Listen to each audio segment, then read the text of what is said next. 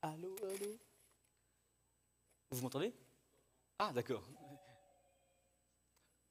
Moi aussi, je vous entends. Ça tombe bien. Bonjour à tous. J'espère que vous allez bien. Ce matin, j'ai à cœur de vous partager un passage en particulier de la Bible qui me tient fort à cœur. Vous allez comprendre. C'est lire un passage avec un certain point de vue. Et donc, je vous invite à découvrir, si on peut mettre,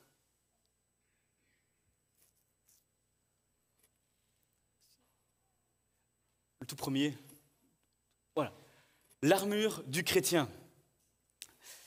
Voilà, pour ceux qui me connaissent, je fais partie d'une troupe de reconstituteurs.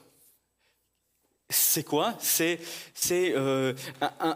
un groupe de passionnés dans une époque de l'histoire et on fait des campements, etc. Et on s'habille, on mange, on dort comme à l'époque. J'aime ça. Et aujourd'hui, je vais vous découvrir.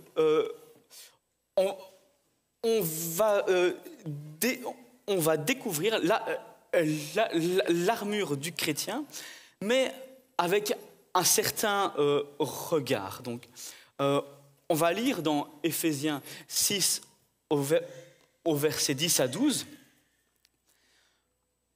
Enfin, mes frères et sœurs, fortifiez-vous dans le Seigneur et dans sa force toute puissante.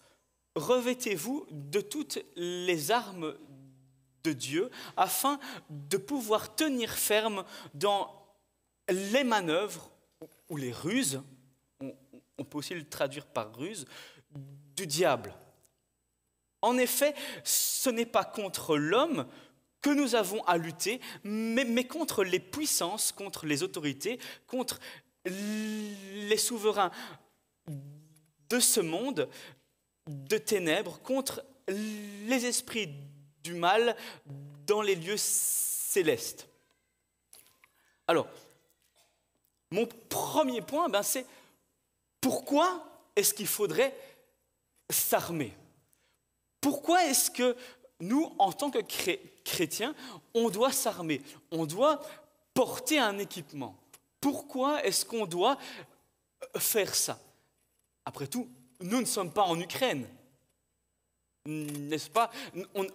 Nous ne vivons pas dans un milieu de guerre. Mais ici, Paul, il nous enjoint à nous fortifier. Il dit fortifiez-vous. Donc il faut mettre en place des fortifications, mettre en place nos défenses. Nous sommes en état de siège. Nous sommes en guerre. Et le verset 11, il nous dit bien qu'il faut tenir ferme face aux attaques, aux ruses du diable. En effet, le diable est notre ennemi. Alors bien sûr, il ne s'agit pas d'un combat charnel. Je ne vais pas vous demander ce matin de prendre vos fusils et d'aller tirer sur quelqu'un, entendons-nous bien. Et puis le verset 12, il nous indique bien que ce n'est pas contre les hommes qu'il faut se battre, mais que notre véritable combat est spirituel. Il n'est pas de ce monde. Nous devons prendre des armes spirituelles pour faire face à un combat spirituel. Est-ce que vous êtes d'accord avec moi?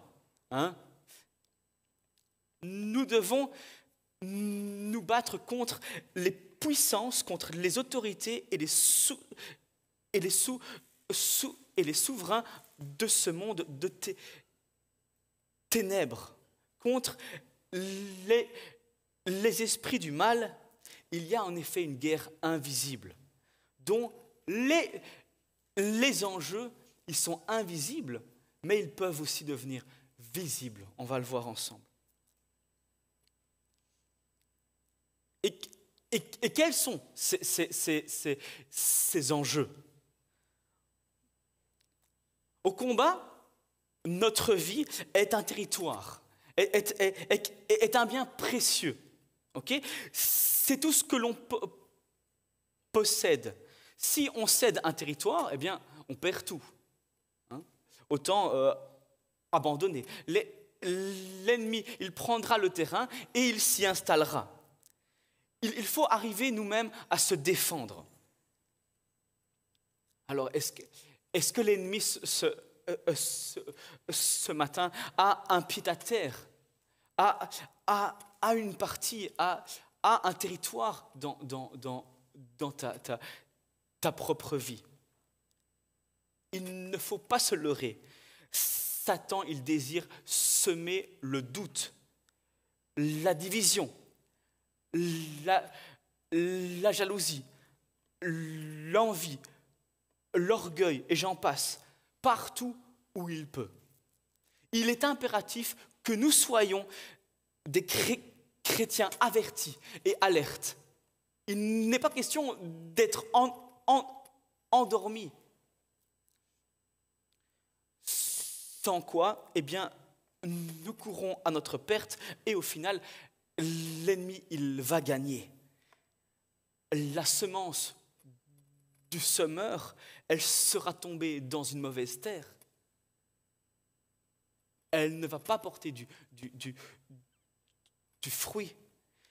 Les couples, ils seront brisés et les familles séparées. Le combat est peut-être invisible, mais les conséquences, elles, peuvent être visibles. Faisons attention. Alors, j'ai pris un extrait. Tu peux tourner d'un un livre qui est écrit par C.S. Lewis, celui qui a écrit Narnia, hein, les chroniques. Et c'est un extrait que je vais lire qui vient de Tactique du diable, ou une lettre d'un vétéran de la tentation à un novice. Lewis ici a imaginé un échange de lettres entre un démon vétéran, hein, donc un esprit du mal qui a plus d'expérience, et il écrit à un démon qui a moins d'expérience, hein, et lui dit comment est-ce qu'on peut tenter et faire chuter un chrétien, en fait. Voici ce qu'il écrit. Donc, imaginez-vous, hein, une lettre. Tu me demandes comment décourager les chétifs mortels qu'on refuse de nous confier. L'usurpateur, celui qu'ils appellent le vrai Dieu, est infiniment patient. Voici ce que j'ai lu avec horreur dans la 2e épître de ce pitre de Pierre. Le Seigneur n'est pas en retard pour tenir sa promesse, c'est pour vous qu'il patiente. Il veut que tous aient le temps de se convertir. Tu saisis? Cette espérance des ouvriers de la 11e heure est pour nous ruineuse. Mais nous disposons d'une arme psychologique, la précipitation. Nous devons tout précipiter.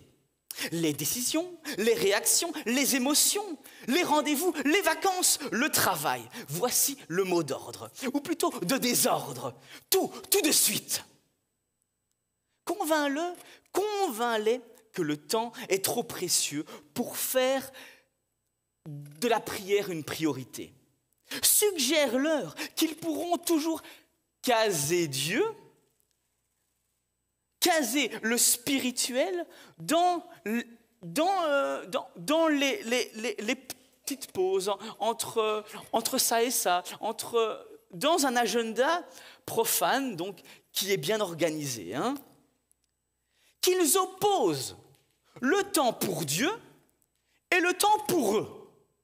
Qu'ils divisent leur existence entre deux colonnes.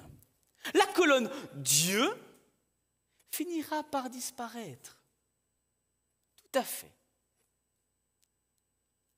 Précipite tes victimes dans le tourbillon de l'activisme, d'où naît immanquablement un désir de puissance et les tentations qui vont avec.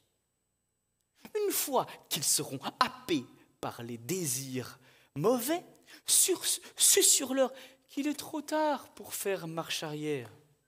Et qu'une fois reniés leur Seigneur, il n'est plus temps de demander pardon. Fin de l'extrait. Vous en pensez quoi? C'est subtil. L'ennemi est là.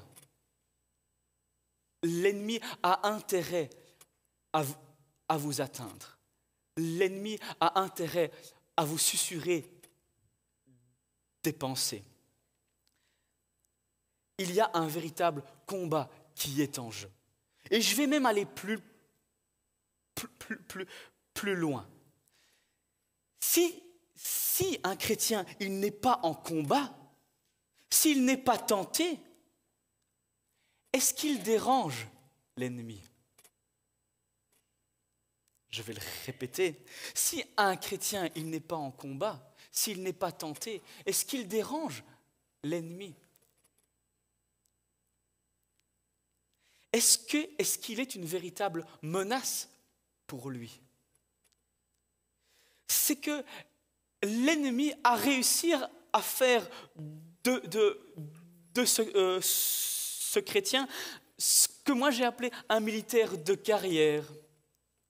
Ou devrais-je dire un militaire de caserne, un militaire qui est cantonné et qui ne bouge plus, et qui astique ses armes en parlant une fois de temps en temps d'une médaille qu'il a reçue dans les années il y a bien longtemps. Et cette question que je voudrais te poser, c'est est-ce que tu es dans une vie qui n'est pas sur le front de la prière, en train de prier et de gagner des combats, ou bien est-ce que tu es dans une caserne, quelque part à l'écart, en train de rouiller? Où es-tu ce matin? Alors, on a vu les enjeux, et maintenant on va voir, mais comment s'armer, comment s'équiper. Et donc là, on va lire le prochain. Voilà. Donc, on va voir effectivement à quoi ressemble une armure. Alors, une armure antique, un soldat romain, il ressemblait à ceci. Donc, à l'époque, il faut bien s'imaginer, les gens avaient quand on voit un soldat antique. Donc, soit comme ça, ou soit un soldat israélien. OK?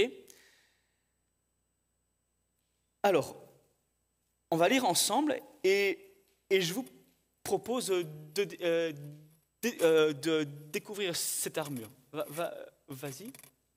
Donc, on va lire.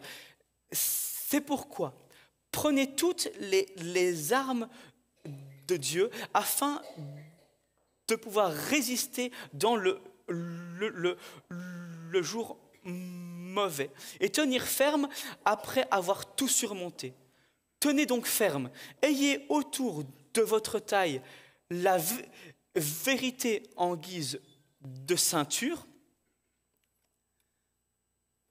Je vais faire des pauses et je vais appeler Stéphane. Est-ce que Stéphane, tu m'entends? Il m'entend. Excellent.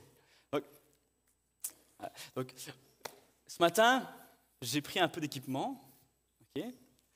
Alors, je n'avais pas en stock une armure antique. Je suis désolé. Ce sera une armure du Moyen-Âge. Alors, au début, un soldat, un chevalier, on l'équipe avec un gambison. Un gambison, c'est un gros pull, d'accord? C'est matelassé à la laine de mouton et on protège ainsi donc les jambes et le corps. Okay? Ensuite, on va lui mettre à ce soldat une ceinture de vérité. Je vais la chercher, si vous permettez. Un petit peu d'illustration. Hein. Hop là. Hop là. Il est un petit peu coincé. On va laisser de côté pour le moment. Et donc, on va lui mettre une ceinture. Oui, au-dessus comme ça. Ça va. Alors, une ceinture, elle est essentielle. Même ici, il en a même deux, en fait. Il en a une ici au-dessus et une en dessous, en fait. Une qui tient son pantalon. On n'y pense pas, mais c'est utile. Sans elle, notre pantalon tombe. Okay? En plein combat, pour l'avoir expérimenté, c'est pas très pratique. Okay? Voilà. Alors, une ceinture aussi, il ne faut pas trop s'encombrer aussi. Une ceinture, c'est quelque chose qui doit aider, elle doit maintenir, mais on ne peut pas y mettre trop de choses. Beaucoup de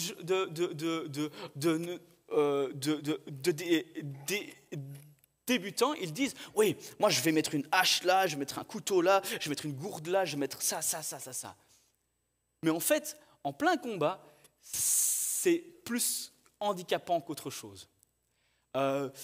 J'ai déjà entendu des histoires d'un combattant, il tombe et il s'embroche avec sa propre dague. Vous voyez ? C'est pas le but. Ok ? Et avec Dieu, c'est la même chose. Cette ceinture ici, c'est la ceinture de la vérité. Où est-ce que nous, on tient notre vérité ? C'est dans la parole de Dieu. Si on rajoute quelque chose à cette vérité, eh bien, c'est plus handicapant qu'autre chose. Et pour ça, je vais prendre, si tu sais aller plus loin, clique. Voilà. Dans Apocalypse 22, il est écrit « Je le déclare à quiconque entend les paroles de la prophétie de ce livre. Si quelqu'un y ajoute quelque chose, Dieu le frappera des fléaux décrits dans ce livre. Et si quelqu'un retranche, enlève quelque chose des paroles du livre de cette prophétie, Dieu retranchera sa part de l'arbre de la vie et de la ville sainte, décrit dans ce livre. C'est essentiel. La ceinture de la vérité, elle doit être telle qu'elle est. On ne peut pas rajouter quelque chose. Sinon, ce n'est pas bon. avec Dieu, pas de compromis. La parole de Dieu est ce qu'elle est. Ni plus, ni moins. Si on essaie de lui faire dire quelque chose, eh bien, c'est pas bon. En tant que chrétiens, nous devons la connaître cette parole de Dieu pour résister à l'ennemi. Et sans elle, eh bien, on perd son pantalon. On trébuche. Alors, ensuite vient la cuirasse de la justice. Donc, je relis juste, enfiler la cuirasse de la justice. Alors, on va le faire, hein, ok? Tu es prêt? Ça va. Je vais juste te demander d'enlever ça parce qu'on va la remettre au-dessus.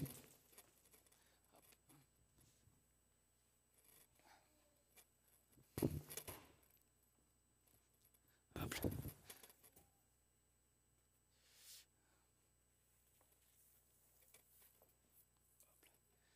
Tu es prêt? Ça va être un peu compliqué. Alors, il y a un sens. Ça, c'est devant.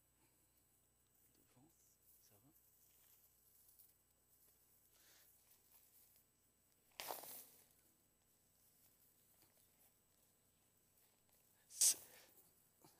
À l'époque, il n'y avait pas de tirette. Hein.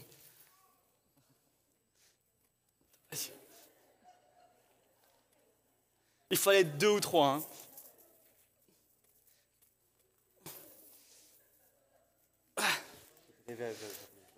Ouais. On va y arriver. Hein. On n'y arrive pas. C'est ton bras là qui coince. Oh purée. Heureusement qu'on s'est entraîné avant. Hein. Voilà. En dessous. Pauvre Stéphane. Hein. S'il avait su.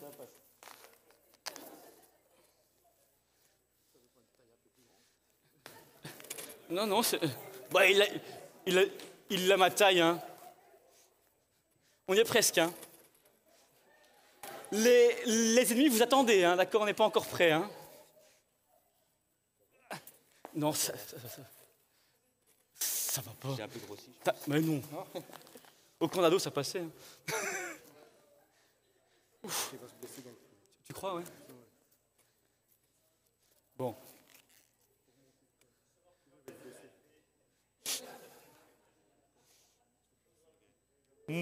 Moi, ça rentre. Hein.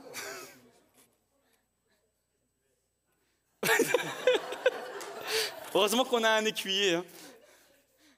Bon. On peut l'applaudir. Hein. Ça va? Ça va. Après, oui, ça va. Donc voilà, ici c'est une armure du XIIIe siècle, ok? Elle pèse 10 kilos. Voilà. Je lui ai épargné les jambes, parce que bon, voilà, c'est déjà un peu compliqué, vous l'aurez deviné. Heureusement qu'on a un écuyer. Bon, on ira se laver les mains après. Hein. Purée. Oui, je l'ai fait. Une cuirasse, elle défend l'intégrité de notre corps. Et c'est ce dont nous avons le plus besoin. Ici, il s'agit de notre corps, okay? mais il s'agit aussi du corps du Christ aussi. Nos organes, ils doivent être protégés, sans quoi, évidemment, on n'ira pas bien loin. Okay? C'est important de les protéger. Et si vous voulez mettre un ennemi hors de combat, il existe plusieurs cibles handicapantes à frapper. La tête, bien sûr, hein, un coup bien porter et ça handicape fort. Mais il y a aussi les mains. On ne pense pas, mais les mains, dans un combat, c'est essentiel. Un adversaire qui est blessé aux mains, eh bien, il ne sait plus tenir son épée. Il ne sait plus tenir son arme ou son bouclier, et il est plus facile à abattre. Voilà. Aussi, oui, il a été prouvé qu'une bonne armure est une armure avec plusieurs couches de protection. Je m'explique ici, exemple, eh bien, la maille, elle protège des coups pointus. Okay. Mais le gambison en dessous, il protège des coups lourds, avec une masse par exemple, ou un coup contondant. Hein? Et donc, il a été prouvé que si on n'avait que l'un des deux, eh bien une flèche passe. Mais ensemble, une armure ainsi est beaucoup plus efficace. Est beaucoup plus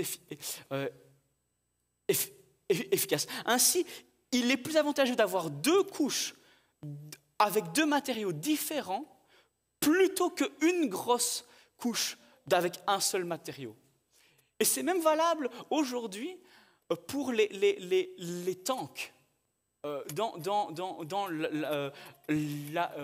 une armée, par exemple, un tank est fabriqué avec plusieurs matériaux. Ça ne sert à rien d'avoir une seule couche de la même matière. Chaque couche a son utilité. Et ensemble, ils sont plus forts. Hein, oui. Il est fort. Et bien sûr, je veux faire un parallèle aussi avec notre foi. Okay? Et quand Jésus a dû se défendre, il n'a pas toujours utilisé les mêmes méthodes. Je m'explique. Certaines fois, il a dû employer une manière forte. Exemple, face aux marchands dans le temple, des marchands qui profanaient un espace sacré. Jésus, il s'est levé. Il a dû se défendre. Et il a fait fuir ces marchands. Il a combattu.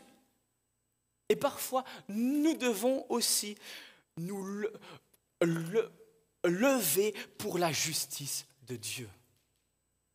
Notre cuirasse, c'est notre justice. Est-ce que parfois on l'utilise? Est-ce que parfois, ça vous est déjà arrivé d'entendre un sujet de prière et ça vous prend les tripes et ça vous dit, ça, en tant que chrétien, je ne peux pas accepter. Ça, en tant que fils de Dieu, je ne peux pas accepter. Et de revêtir une cuirasse spirituelle de la justice de Dieu et dire, eh bien, non, ce n'est pas juste. Et là, je vais me défendre. Et parfois, il faut se lever pour ce qui est inacceptable. Il faut prier et savoir combattre pour se défendre. Et intercéder le Dieu très haut pour qu'il défende une cause juste. Et parfois, il faut exercer sa justice d'une façon douce, plus tendre, voilà, hein, plus matelassée. Parfois, il faut faire preuve de plus de compassion. Jésus, face à la femme adultère, il lui dira, va maintenant et ne pêche plus. Va maintenant et ne pêche plus. Ici, cette femme, elle n'avait pas besoin d'une leçon forte. Elle n'avait pas besoin qu'on la reprenne. Oui, certes, il l'a repris, mais il lui a dit maintenant. Bref, elle avait besoin d'amour. C'est un petit peu une main de fer dans un gant de velours. Il y a des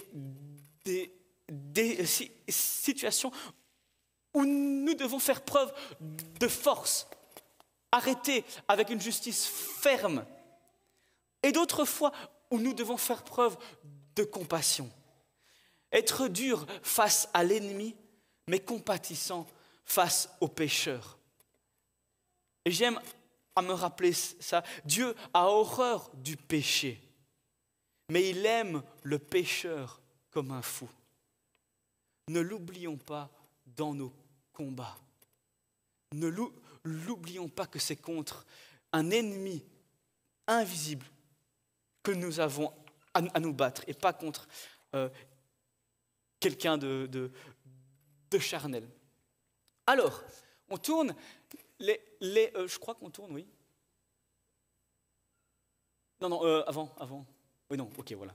Donc, on revient et mettez comme chaussure à vos pieds le zèle pour annoncer l'évangile de paix.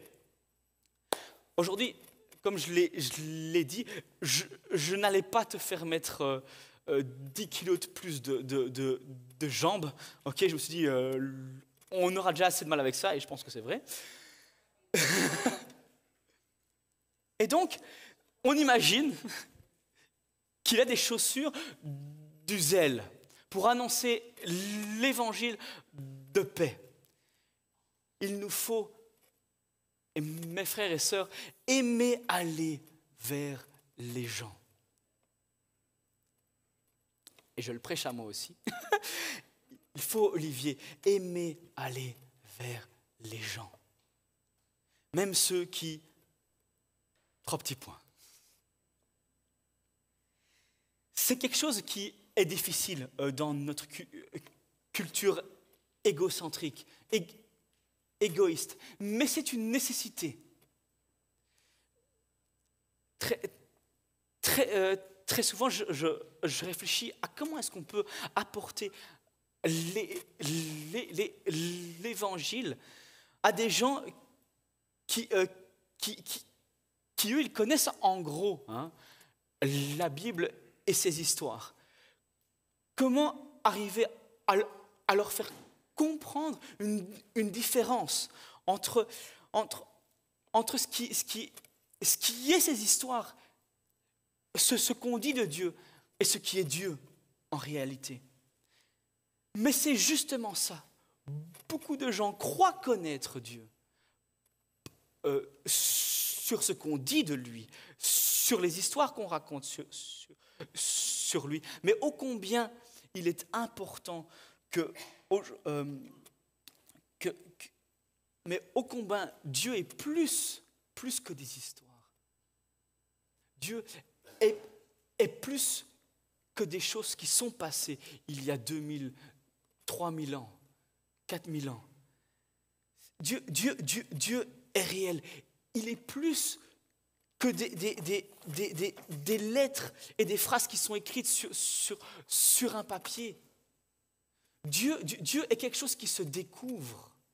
Et c'est ça qu'on a besoin de faire découvrir aux gens, au final. Mais qui est vraiment Dieu ?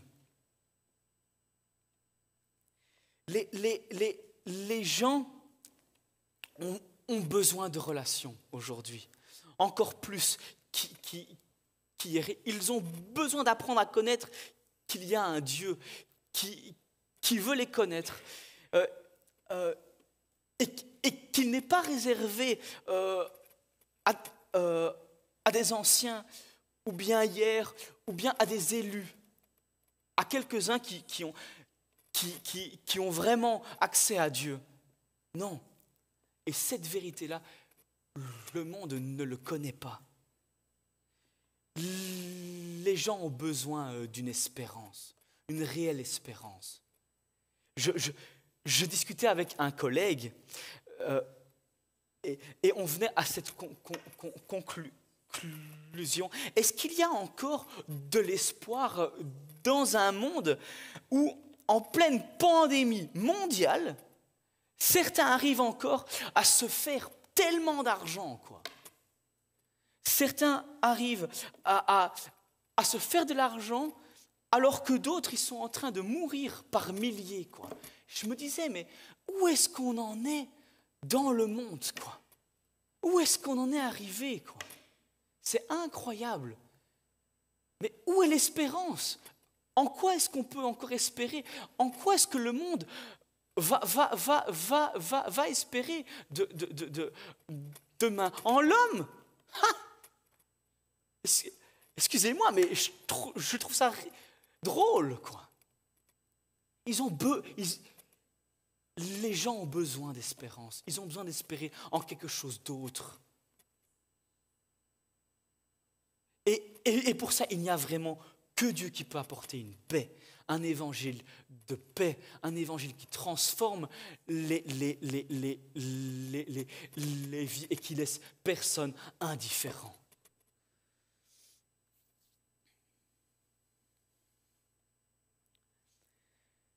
Vraiment, que notre amour pour les autres nous pousse à parler de notre foi en Dieu.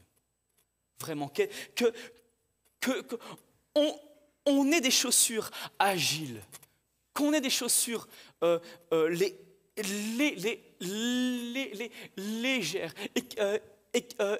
et qui nous permettent d'avancer vite, qui nous permettent d'aller là où il y a le combat, là où il y a ce qu'il faut avoir, là où il faut être présent, à genoux et dans la prière. Qu'on soit vraiment des chrétiens comme ça.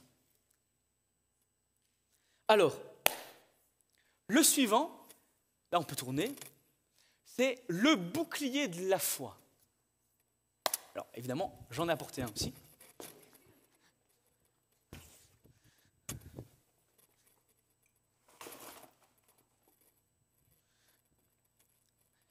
Je vous ai menti, j'en ai apporté deux.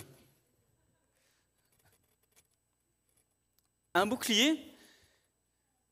Ah, est-ce que tu arriveras ou pas? Non, je crois pas, mais on va essayer. Ça, voilà. Il est lourd, hein, donc tu n'es pas obligé de le garder. Ok? Mais c'est un petit peu ça. Et donc le verset dit: prenez en toutes circonstances le bouclier de la foi, avec lequel vous pourrez éteindre toutes les flèches enflammées du mal. Alors, les Romains, eux, ils avaient compris l'utilité de mettre une couche de cuir, en fait, au-dessus. Le cuir, oui, c'est du cuir de vache, hein, la pauvre. Et grâce à ça, il empêche que le bois à l'arrière, il ne s'enflamme, en fait. Parce que les boucliers étaient faits de bois, parce que le métal, il coûtait cher à produire. Et donc, ça protège. Et bien sûr, à différents besoins, il existe différents boucliers. Des petits, comme ceci, une bocle, c'est très pratique pour faire du combat simple. Au Moyen-Âge, les pèlerins en avaient un. Ils se mettaient à la ceinture et on savait très très vite se défendre contre un brigand, contre quelqu'un qui en chemin voulait votre bourse. Il existe des petits, il existe des grands, comme ici, c'est un bouclier d'infanterie. Il existe des boucliers de cavalerie qui sont de taille moyenne. C'est parce que eux, ils doivent pouvoir passer au-dessus de l'encolure du cheval. Donc on ne peut pas utiliser un bouclier comme ça, par exemple. Donc, il y a différentes tailles et différents besoins. Les Romains, eux, ils avaient compris, il était grand, hein, voilà, et on pouvait se mettre à plusieurs et avoir une protection optimale. Ici, on appelle ça une formation de tortue. Et ce qui est bien avec un bouclier, c'est qu'il n'y a pas grand-chose à faire. Il faut juste tenir bon. Hein? Oh purée, il commence à transpirer. Je suis vraiment désolé. Ok? Voilà. Il faut... Vous vous imaginez une journée entière avec ça sur le dos. Hein? Vous imaginez à courir avec des gars en face qui vous poussent et qui essayent de passer. Hein? Ok? Et donc, mais il faut tenir ferme. Encore un petit peu, ça va. Après je lui paye une glace, hein, je crois. Et donc, c'est qu'il ne faut pas faire grand chose. Il faut juste tenir bon. Il faut tenir une ligne.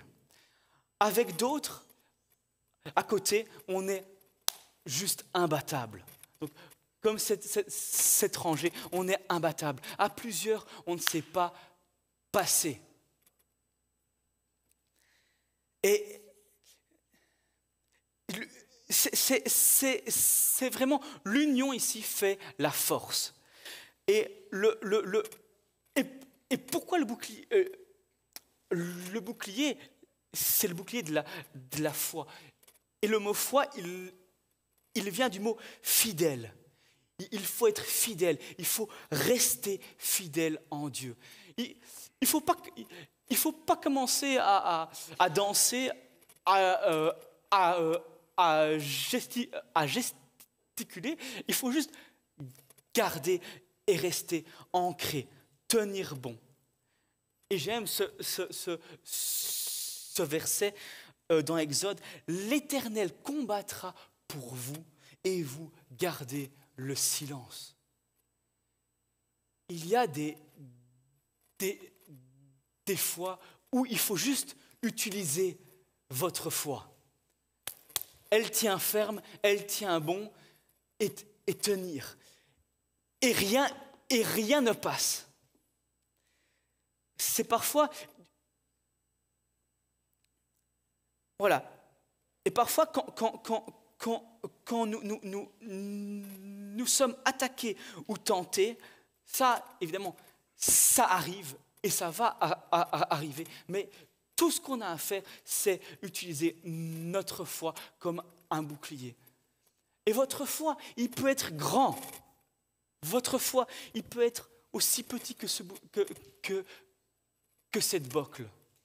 Mais même petit, Dieu a dit, même si tu as une foi grande comme un grain de moutarde, eh bien, tu peux faire de grandes choses. Même avec une petite foi, on peut tenir, on peut être ferme, on peut être fidèle, on peut rester, on peut être au combat. Ce matin, n'aie pas honte de ta foi. Si tu es comme ça ou comme ça, tu combats pour le Seigneur. N'aie pas honte de ta foi, mais utilise-la bien au contraire.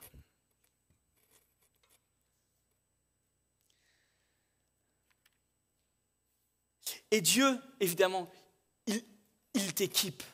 Dieu, il va vous équiper. Okay? Il vous donnera tout ce dont vous avez besoin. Et ayez confiance que Dieu va te donner un bouclier, une foi à ta taille. À ta taille, une taille qui te correspond. Okay? Celui-là, je crois qu'il est un peu trop grand pour toi. Donc, je vais te l'enlever, ok? Voilà.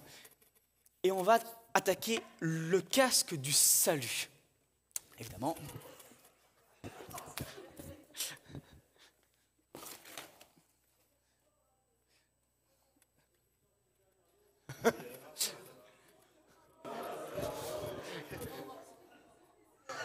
Ne me fais pas un malaise, hein, s'il te plaît. Alors, une protection, évidemment.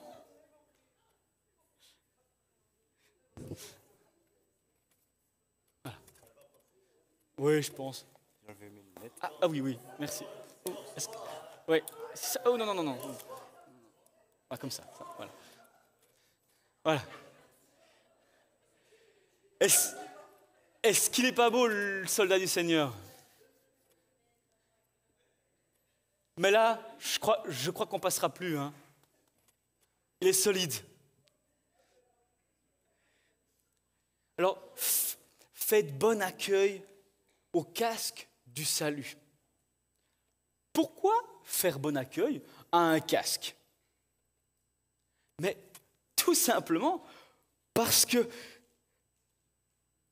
sans ça, eh bien, on est mort, tout simplement. Sans un bon casque au combat, eh bien, on perd la tête au sens propre. Parce que, tout simplement, parce qu'on est sauvé. On est sauvé. Est-ce que vous croyez que vous êtes sauvés ce matin? Heureusement, et quelle joie! Est-ce que c'est un fardeau d'être sauvé? Oh purée, ce casque il est lourd, quoi. Franchement, pasteur, j'en ai marre de porter ce casque hyper lourd. C'est pas pratique. Mais réjouis-toi, tu es sauvé, tu es dans le Seigneur ce matin. Tu es sauvé. Merci Ludo. Amen. Ça doit être une réjouissance d'être sauvé. Ça doit être une réjouissance de pouvoir de partager ce salut. Il n'est pas à garder pour soi, il est à donner aux autres. Alors oui, ça peut être vu comme quelque chose d'encombrant, hein, si on dirait une boîte de conserve, hein, mais c'est plus qu'utile, c'est plus qu'utile. Et comme je l'ai dit plus tôt, la tête est la zone du corps à protéger en priorité. Un coup à la tête, et bien sûr, c'est la mort. Et ça, c'est quelque chose que l'ennemi, il va essayer de toucher en premier. C'est votre salut. Oui, mais est-ce que tu es sûr d'être sauvé? Est-ce que tu es sûr? Il va venir te susurrer à l'oreille, Stéphane. Est-ce que tu es sûr que tu es en Christ? Est-ce que ce n'est pas toi qui as inventé tout ça? Est-ce que tu es bien sûr d'être sauvé? Ah oui. Est-ce que... Oh mon pauvre. Je crois qu'on va l'enlever, non? Ouais, ou bien. Ça va? C'est moins lourd, d'accord, ça va. Ok. Il préfère ça que le bouclier, en fait. Ouais. Pour moi, c'est goutte. Oh purée, le pauvre. Mais, contrairement à d'autres religions, moi je pense à l'islam, par exemple.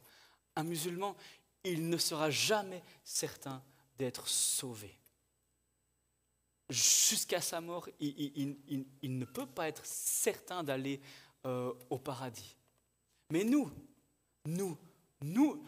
avons cette assurance que Christ est avec nous et qu'il a vaincu toutes choses, que toutes les attaques qui peut y avoir contre vous, elles sont nulles parce que nous sommes sauvés, sauvegardés grâce au casque du salut, à notre salut. Que cette assurance soit avec nous tous les jours et dans tous nos combats. Ne cédons pas. Et enfin, l'épée. L'épée. Voilà, juste comme ça. Oui, c'est pas pratique. Hein. Voilà, comme ça, d'accord? L'épée de l'esprit qui est la parole de Dieu. Je vais lire Hébreux 4.12. Je sais pas. Oui, voilà.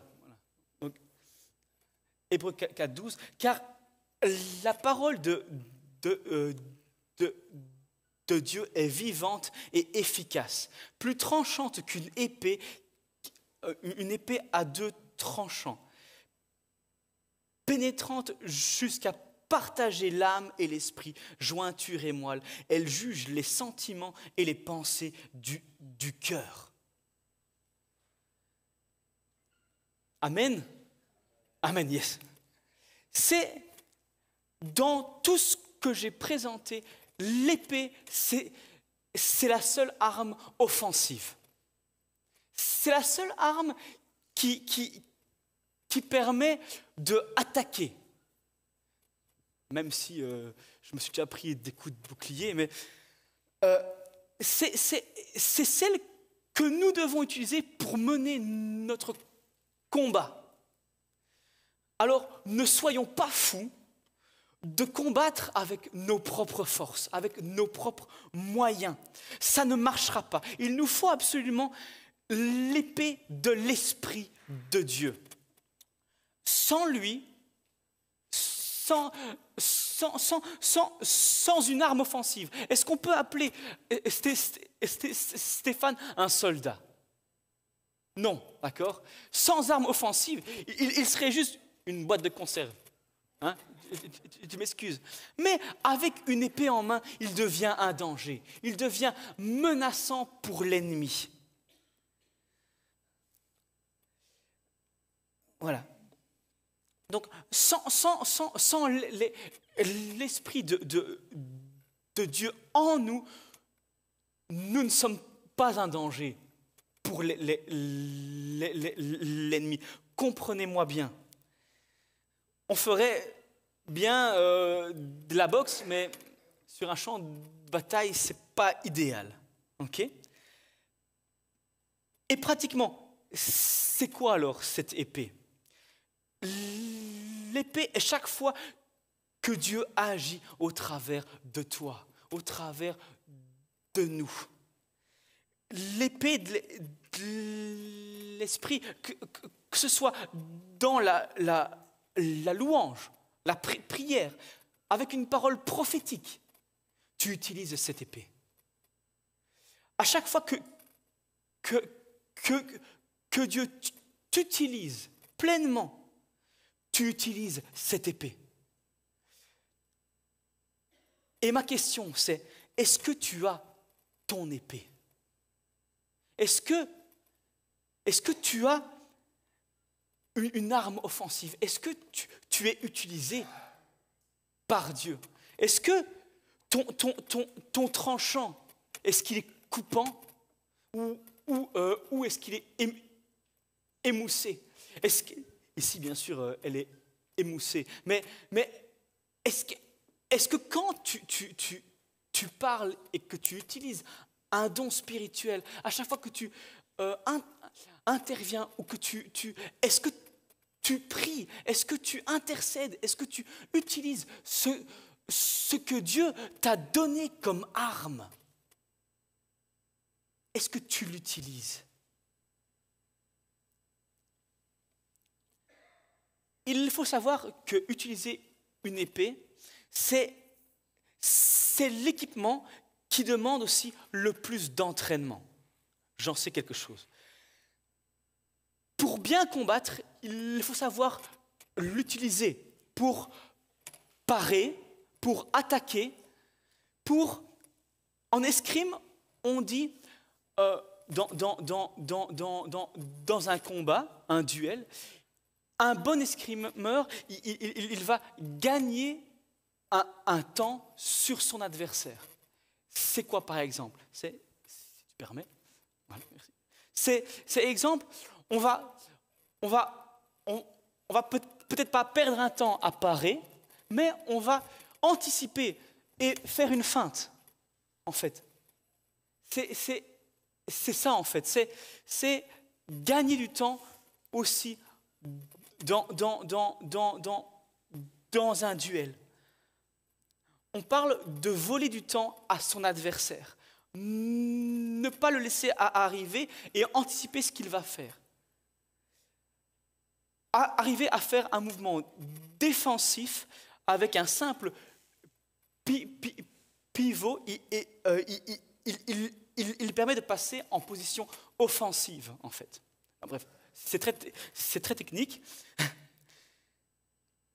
mais c'est important de maîtriser son don spirituel. Si tu es doué à prier, prie bien. Si tu es doué à prophétiser, prophétise bien. Mais c'est important de maîtriser cela. Parce qu'une arme offensive, elle peut aussi blesser un frère. Faisons attention à cela. Dans une épée, il y a aussi une gouttière ici. Une gouttière, elle sert à goûter. Hein. Elle sert, en termes crus, à faire que le sang de l'ennemi, il s'écoule plus facilement. Ainsi, quand on retire une lame, il n'y a pas un effet de succion, okay, qui pourrait bloquer une lame dans un adversaire. Avec Dieu, pas d'enlisement russe possible. On n'est pas dans une guerre d'enlisement avec Dieu. Il faut aller vite et bien. On coupe. Hein, ce verset, il nous dit qu'elle est tranchante, elle pénètre tout. Elle va au but et puis elle s'en va. On ne s'enlise pas avec Dieu. Si tu es dans une situation qui ne va pas depuis des années, n'y reste pas. C'est qu'il y a peut-être une autre épée qui t'attend. Une solution existe. Cherche-la et trouve-la. Mais ce qui est bien avec Dieu, c'est que nous, on connaît déjà le résultat du combat. C'est 1-0 pour Dieu. Hein? On gagne. Il n'y a pas de match nul. Il n'y a pas d'enlisement. Avec Dieu, on gagne. Hein? Alors, est-ce que tu t'exerces à écouter l'Esprit de Dieu ce matin? Est-ce que tu utilises ton don spirituel comme arme offensive? Ou bien, est-ce que ton épée, elle est juste accrochée au-dessus de ta cheminée? Hein? Est-ce que c'est une arme de décoration, ou bien est-ce que c'est une arme que tu vas utiliser, que tu vas limer, que tu vas non, c'est pas limer, aiguiser? Est-ce que c'est une arme auquel tu vas transpirer,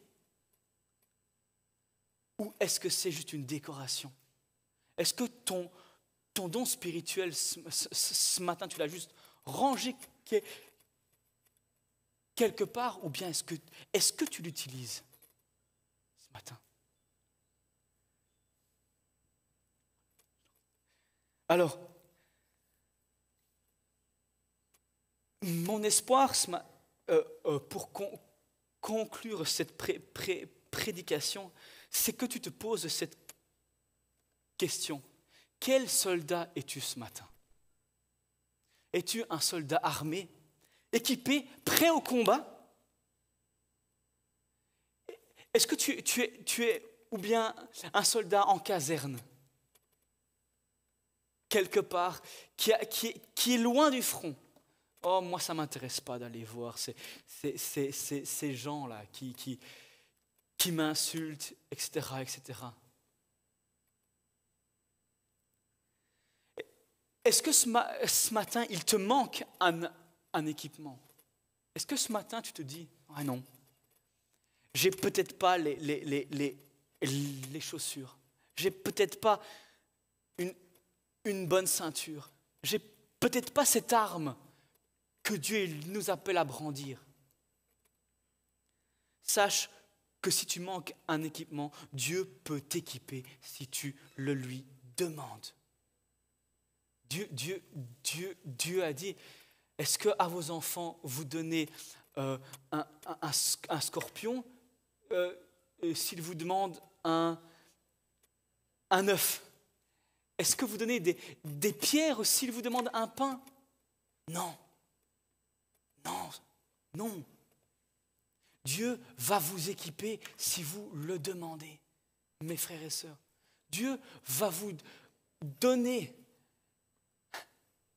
Sinon, on ne serait pas des bons soldats. Hein? Dieu va t'équiper.